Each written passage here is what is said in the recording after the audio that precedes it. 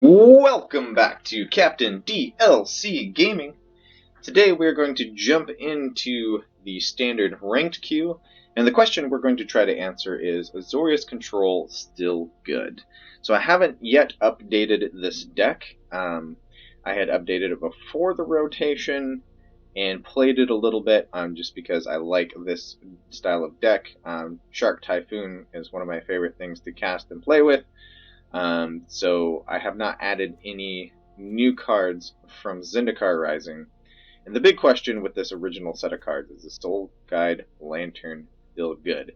With the decks that I was running up against, I think Kroxa is very popular as hate against the Rogues deck, and so maybe Soul Guide Lantern still has a place to exile the graveyard. Let's get into some games, see what people are playing, and see if this deck can do any good.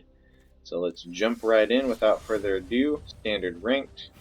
We are playing up at the platinum level, barely in the platinum level.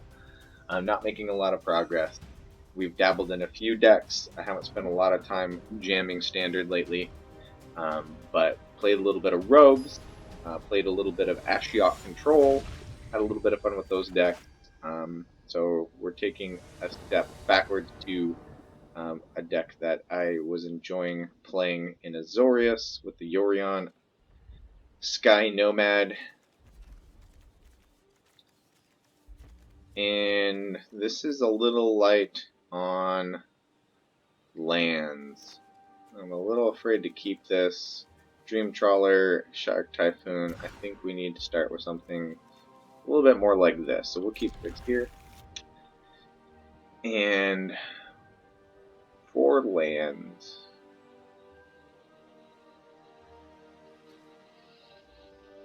do we ditch the lantern or a land here?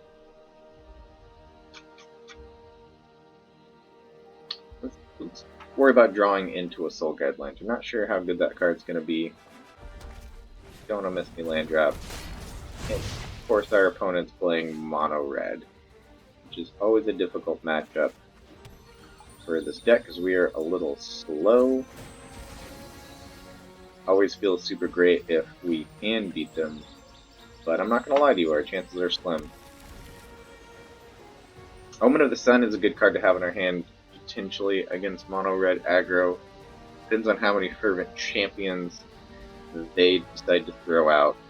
The first strike is extremely relevant on that card. Glass Casket can take care of one of them if that's all they have. And playing up at this level, turn 4 Embercleave is almost an inevitability.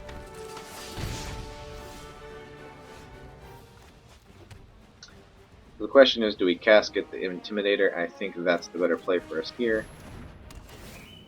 Take a little bit more damage off the board. Fervent Champion continuing to do what Fervent Champion does well. And that's just get in for more damage. See what turn 3 looks like for our opponent here.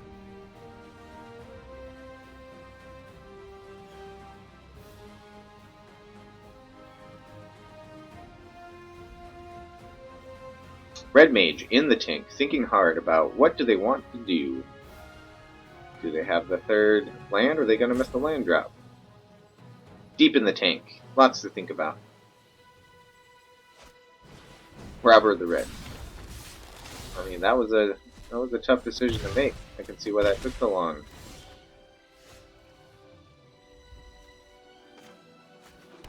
Soul Guide Lantern, not great in this matchup by any means. So I think here we're going to hold up Omen or Omen.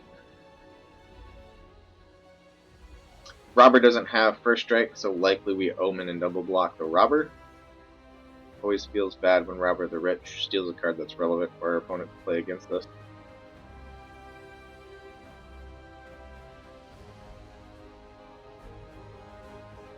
Question for our opponent is, do I have a counter spell? And if I was them, I would just go straight into attack. Looks like that's what they're going to do. Ready or not, here they come.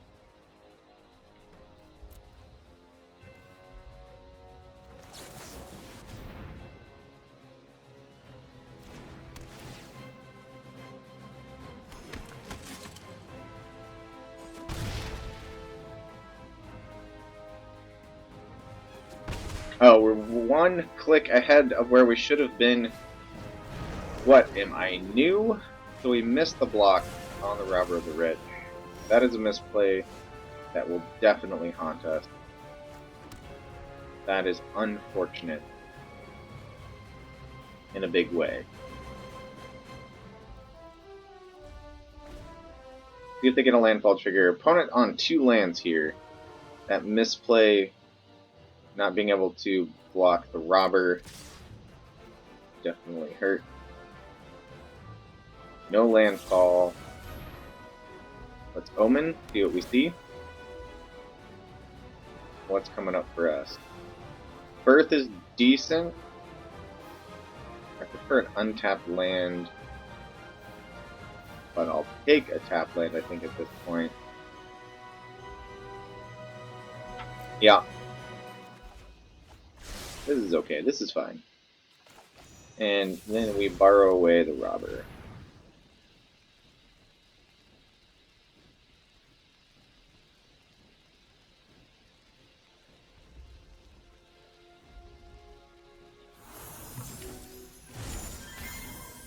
A little confused on why the Hellhound's coming in.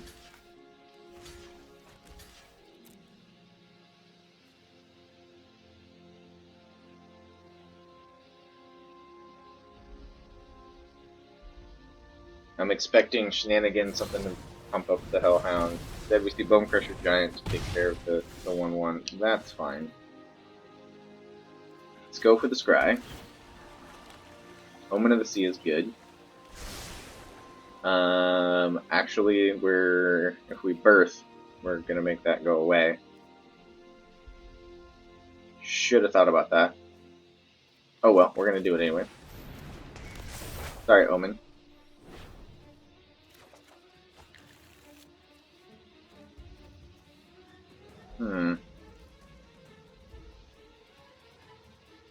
At least we can draw a card off of this later, so let's go ahead and get the Soul Guide Lantern out. Get rid of the shock. That's of no consequence. As far as I know, aggro mono red is not doing any graveyard shenanigans these days. Robber the Rich comes out.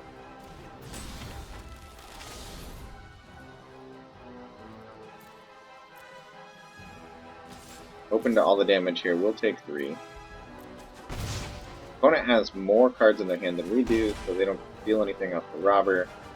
And let's draw a card. Come on, good stuff. Castlevania. More land.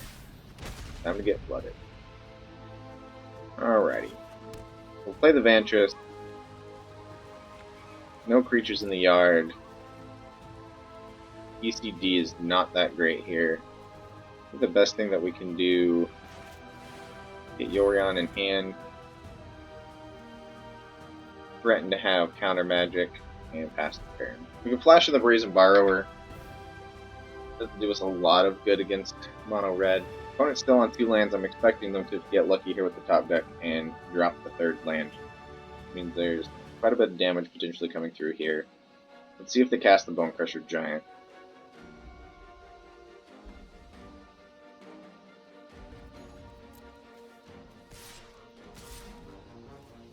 Or at least give us a target for Elspeth Conquers Death.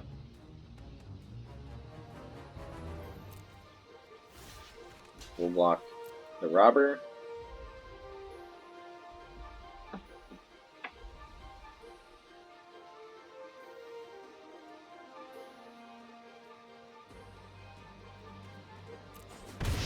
Damage comes through. We're down to 9.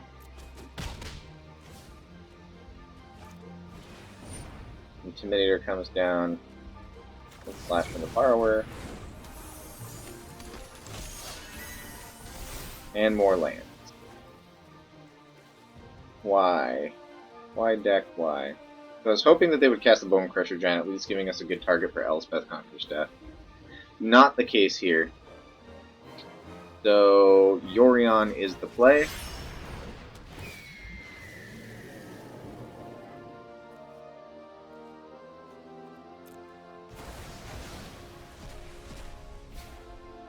We'll flicker both of the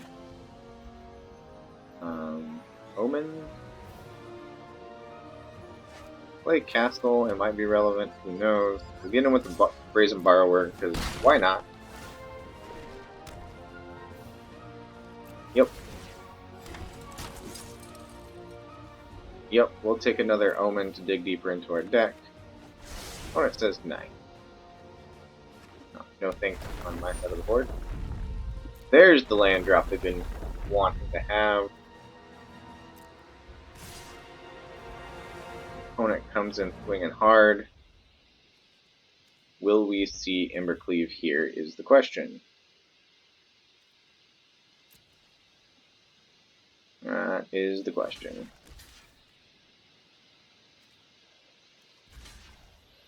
I think, let's see here.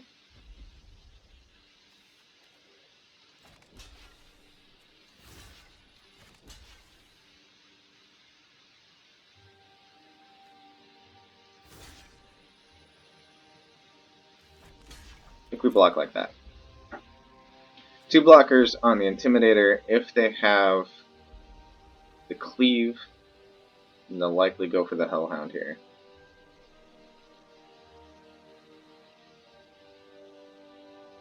Or the Robber to get Yorion off the table.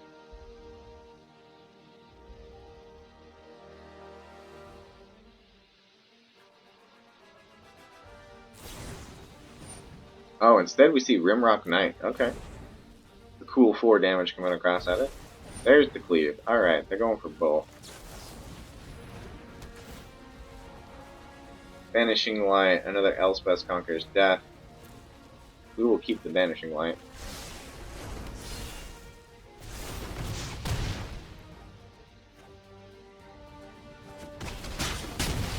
Down to 3. Great 2-card combo for our opponent. And we get Elspeth Conquers Death anyways. So, play land.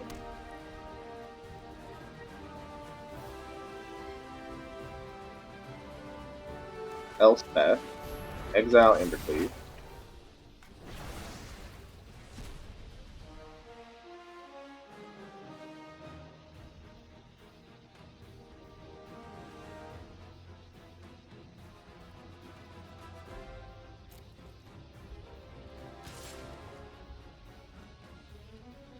Get in with the Borrower. Opponent down to 14. Pass the turn. I want to say Vanishing Light. I think in case... I mean, I guess we have Elspeth Conquers Death for the Cleave if they come back with another one of those, which likely we're just dead. No, not with these creatures. They can't, unless they can double trigger Landfall. Okay, we get stomped. That's fine. Opponent says go. What you got? I got that. I'll get the Borrower back. Thank you. Do we fear the Hellhound or the Champion the most? Don't know if Mono Red is playing anything besides just regular lands in their deck. Oh, I think we take out the Champion. And they got plenty to cast, so we'll hold these up for the Bone Crusher Giant. I think we can afford to swing in here. Bring our opponent down to 10. Hopefully we don't regret that.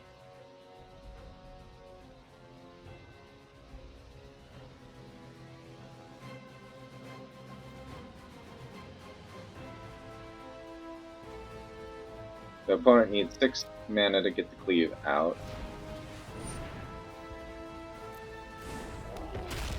Or that combination of attackers with mana. The Bone Crusher comes in.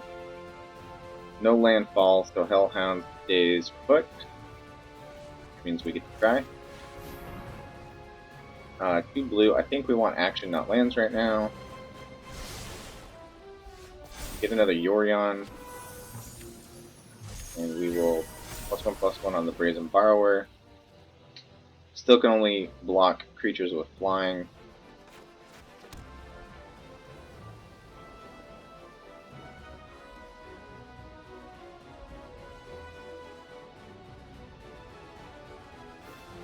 think we go for Elspeth again here on the Bone Crusher Giant. It'd be nice to have Shark Typhoon so we get better value off of these spells.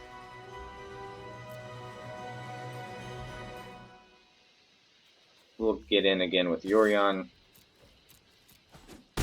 Opponent down to 6. Yep.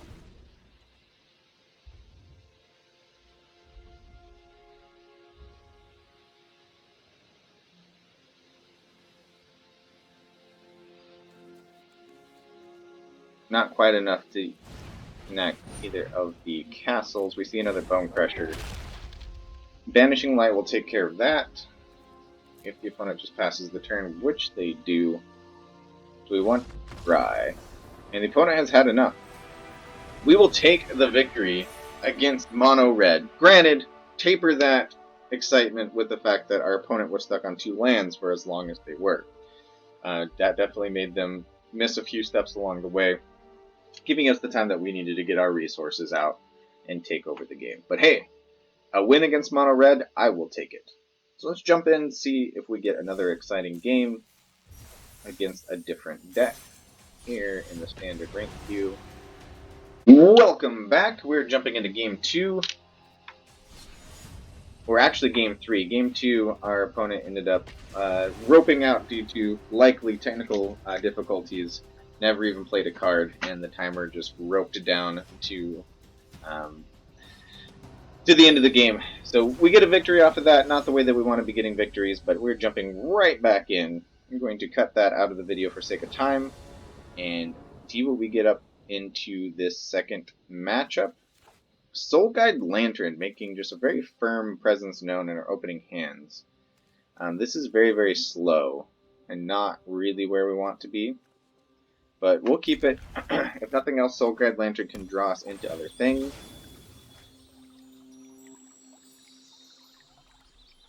Slowly, but it can do that.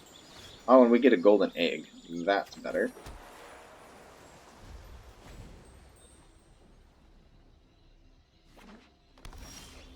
Why not drop the Soul Guide Lantern? Because it got click hasty. It happens.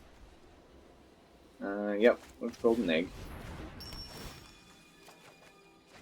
Ooh, Shark Typhoon! 2 ofs. Means we can spend 1 in the early game and hopefully hard cast another one. Cute Swarm. Oh boy. That's not a card we want to see with landfall triggers.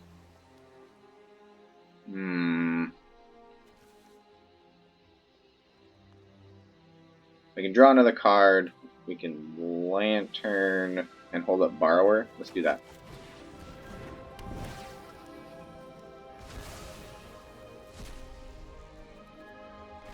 Yep, they go.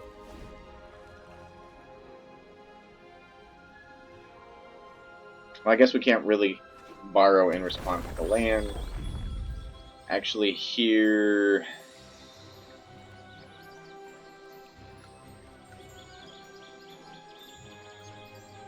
Why not? Why not? Likely they'll recast it, and then cash in their Fabled Passage and still get 1 token. Or, I guess they still get 2 tokens, since we just responded to the trigger that goes on the stack. They're not a really efficient play for us. Ooh. And we get punished for it. They're going to put the Great Horn down. At least they still have Summoning Sickness, so they're not coming across the board yet. But it would have been a much more efficient use of Brazen Borrower after mutation. We definitely need to get our land drops here, so we're going to play Birth.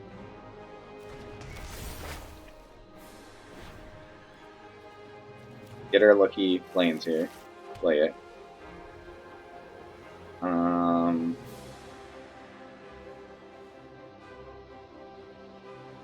We have really nothing to hold up here, which is unfortunate.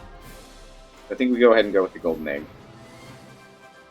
Set up for a good turn with Yorion. Okay, Omen of the Sea. Sure. We'll be taking 3 damage here. which we just have to accept.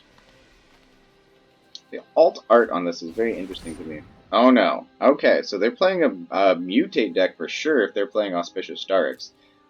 Starix? Not sure how to pronounce these cards, sorry about that. I'm just going to say it's Starix because that sounds cool to me. And this card can definitely get out of control. Elspeth Conquers Death would be a good thing for us right here. Just all the alt art. This is really cool to see. Dreamtail Heron comes into play. 3/4 flyer. When it mutates, draw a card. And we'll take 6 to the face here.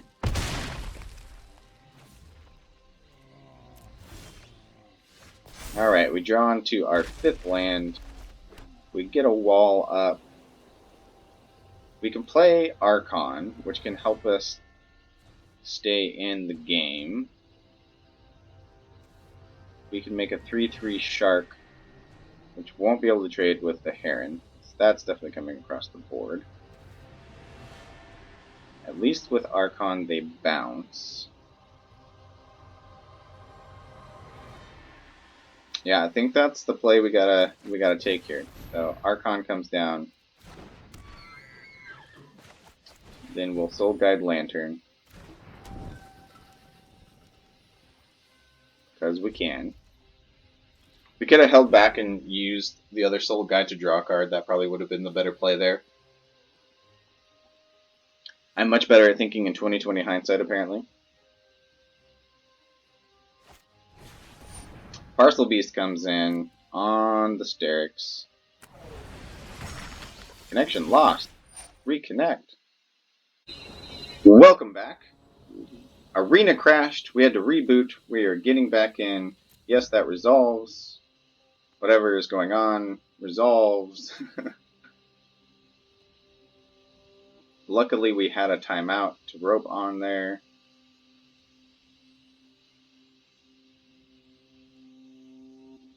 So our opponent gets to get 2 things off of Starix here. They get a basic land to start that off with.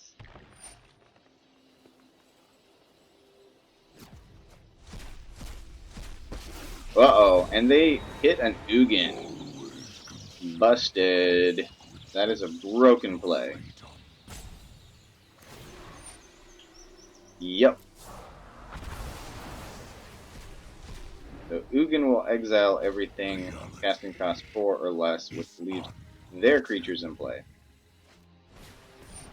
And they will get greedy and mutate again. Going for 3 this time.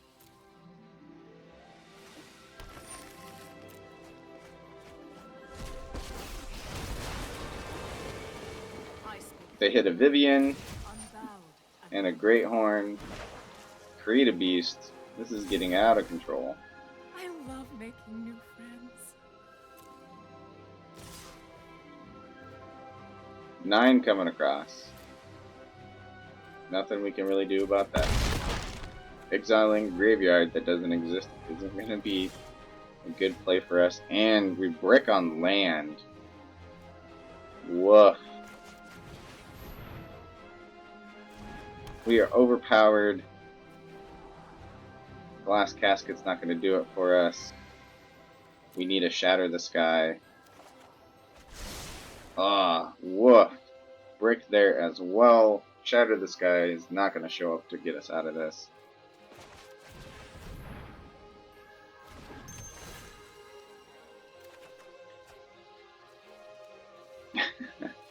That's not going to do us any good either.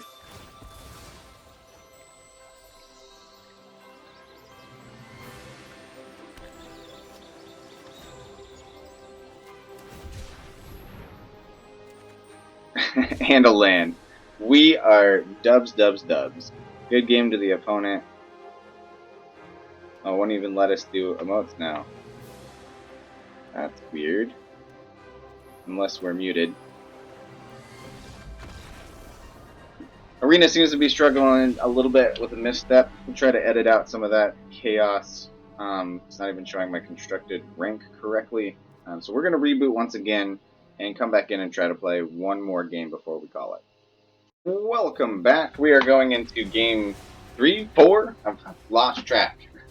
We had an opponent that was having technical difficulties and never played a card, and then we had our own technical difficulties and got booted from the game. Ultimately, if I can piece that game together, I will still show it, but we got outvalued by Auspicious Sterix on the Mutate and bringing in Ugin and other friends. That was just too much value for us to keep up with. This is keepable. Dream Trawler, it's a little early to have it in the opening hand. I'm hoping for some more blue, but we do have Omen to dig a little bit deeper. Glass Casket for the early play. We will keep that and see what happens.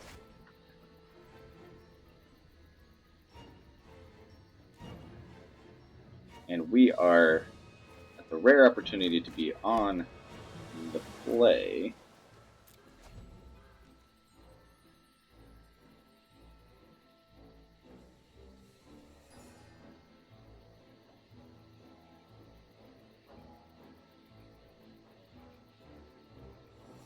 Opponent kept a full grip of 7 cards. Let's see what land they're playing with.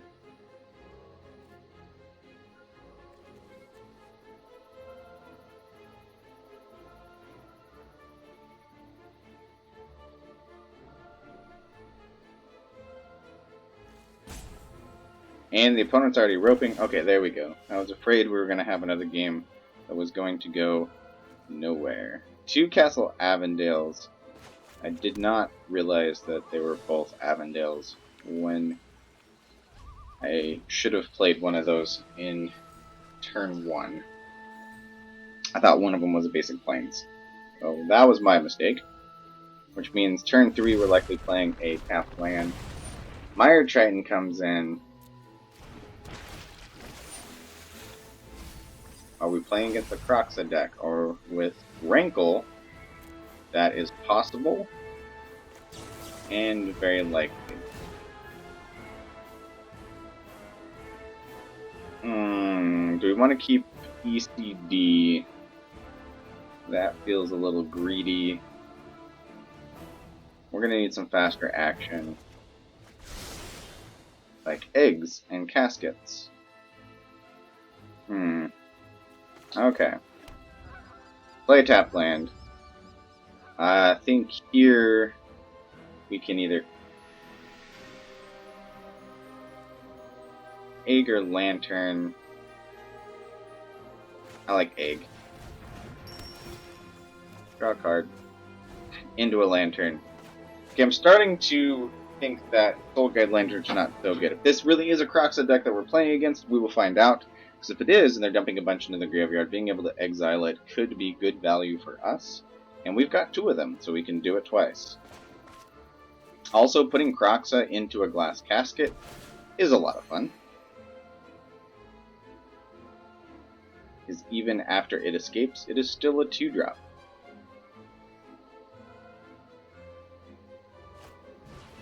Mire Triton number 2, dump 2 more cards to the graveyard. 2 lands, not so great for our opponent. They'll come in a smashing with 1 Mire Trident here. We'll take 2 damage. And consider whether we use a Glass Casket in our main phase. 4 lands at our disposal here.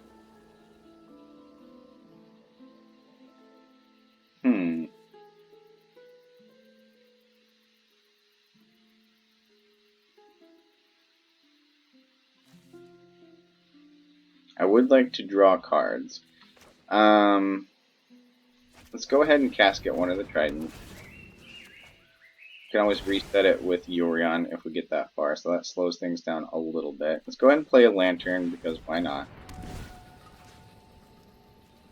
Get rid of Rankle.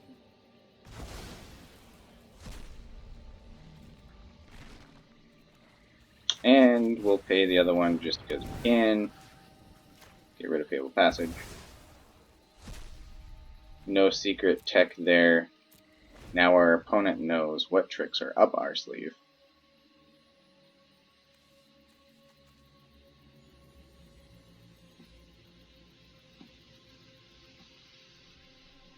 Croxa comes down, we will discard Castle Ardenvale. Timrit calls the dead. Alright, so mill some more for our opponent.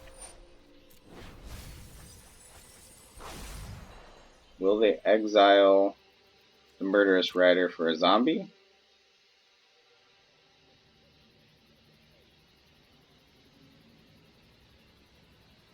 They're thinking about it. The decision here for the opponent is, are they more worried about keeping their graveyard full, but also knowing that I have the Soul Guide Lantern, which we can activate at any time. So technically I could have robbed them of the ability to make a zombie. But I kind of want to save them for the late game. I think we need to be thinking a few turns ahead here. Yep, 2 coming across the battlefield from the Mire Triton. Ooh, another Soul Guide Lantern. Interesting. Interesting. So I kind of like being able to reset things, so maybe we take 4 next turn. If we buy Yorion, cast Soul Guide Lantern,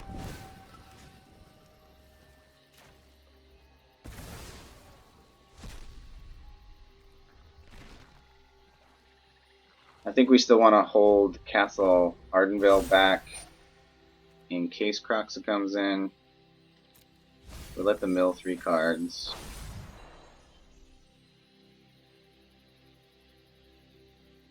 It's off of the same trigger, so I guess we can't respond to it. Unless we do before the mill, which is less value. We wouldn't mind seeing Shatter the Sky here.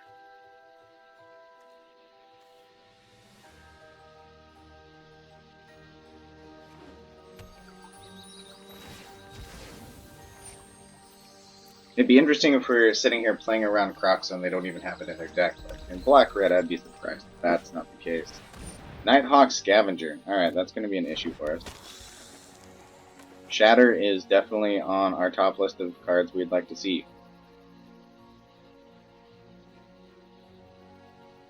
And instead of playing around Croxa, probably should have dropped the land last turn, get us one step closer to Dream Trawler and the ability to cast Yorion.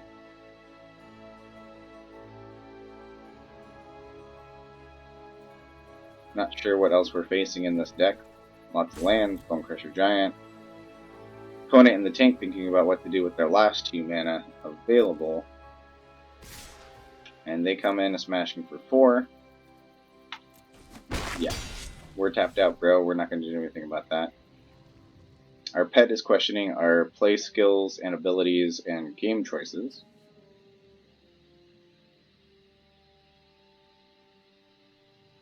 Okay, opponent, use your last 2 mana or pass the turn. And they say your go. Birth of Meletis.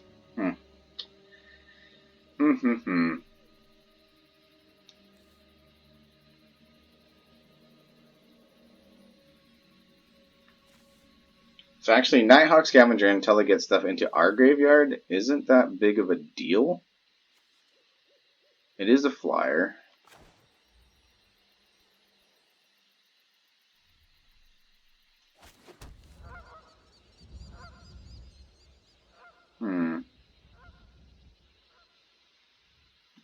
Yeah, I think we Yorion here.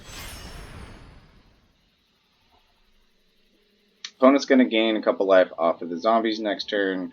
I want to see more cards at this point, so we're going to flicker the Omen of the Sea and the Golden Egg here.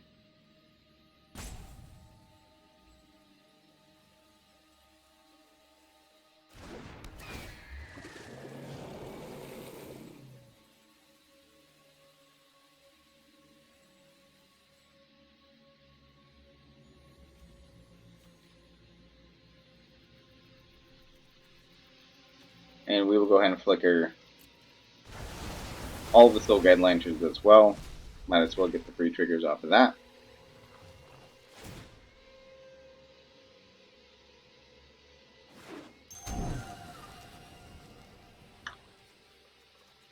Triggers ordered correctly. Definitely want to Omen first to get the Scry. Oh, Soul Guide Lantern's coming in hot.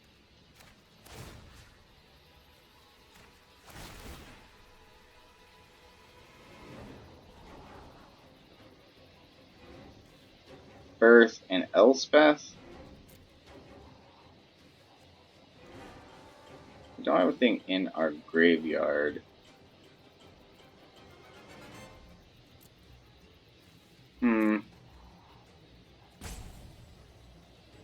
Do we want Elspeth? Do we want Elspeth? We definitely don't want Birth. I'd rather have Shatter this guy, honestly. Can we dig for that? Oh, we get an ECB anyways. Or ECD, sorry. And we draw another Iceland, which is fine. I accept.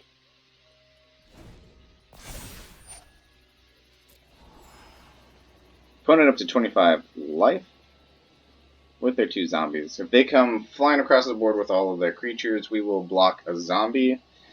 I'm not going to tangle with the Nighthawk Scavenger by any means, or the Mire Triton with the Death Touch.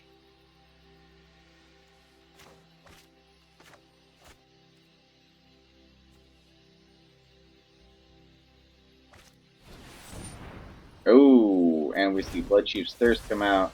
Nothing we can do about that, unfortunately. And opponent gets attacking for full damage. They'll gain 2 life off of the Nighthawk Scavenger. It's a good play for them. 27-4. Can we make a comeback? Is the question. Not without Shatter.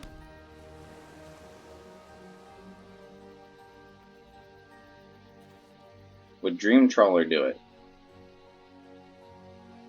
If it survives, we can block a zombie. They get into 3, 4, 5, 6, and we gain 3, so we survive by 1. Not really how I'd want to do that. Or we take the risk of trying to dig. Let's dig. Oh, brick.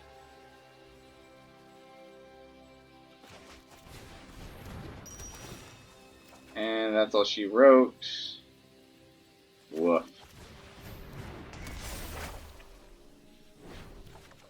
Yeah, well, we can't do that. Good game to the opponent. They are able to apply enough pressure. And we just didn't have the resources we needed to combat what they had going on. Interesting deck, though. Surprised we didn't see Croxa. Maybe he's not even in that deck. And the Soul Guide Lanterns were of no effect in that case, as we had 3 of them stacking up in the battlefield. Well, that's all the time that we have for today. So that's 2 games with Azorius Control. Hope you enjoyed the gameplay, and we hope to see you next time in the arena. Catch you on the flip side.